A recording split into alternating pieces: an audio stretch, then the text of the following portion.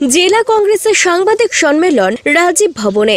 রাজ্য সরকারের হাত ধরে ঘটে চলা বিভিন্ন নারকীয় ঘটনা, প্রশাসনের অকর্মণ্যতা এবং নিষ্ক্রিয়তার বিরুদ্ধে এবার রাজনৈতিক লড়াইয়ে নামবে প্রদেশ কংগ্রেস। শনিবার জলপাইগুড়ি জেলা কংগ্রেসের কার্যালয়ে সাংবাদিক সম্মেলন করে একথা জানালেন জেলা কংগ্রেস সভাপতি পিনাকি সেনগুপ্ত। পাশাপাশি তিনি এও জানান, আগামী মঙ্গলবার কামারপাড়া এক বেসরকারি ভবনে সাংগঠনিক সভার আয়োজন করা হয়েছে। প্রদেশ এবং জেলা কংগ্রেসের তরফে এই সভায় উপস্থিত থাকছেন প্রদেশ কংগ্রেস সভাপতি শুভঙ্কর সরকার সহ অন্যান্য নেতৃত্ব। আগামীতে জেলা কংগ্রেস কিভাবে কাজ করবে এবং তাদের কর্মসূচি কি হতে চলেছে সেই সব বিষয় নিয়ে আলোচনা হবে এই সভায়।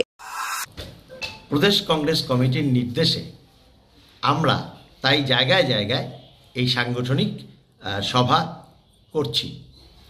অন্যান্য জেলাতেও হচ্ছে।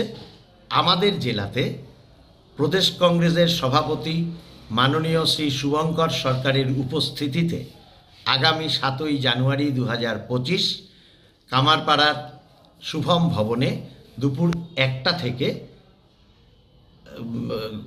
সাংগঠনিক সভা শুরু হবে।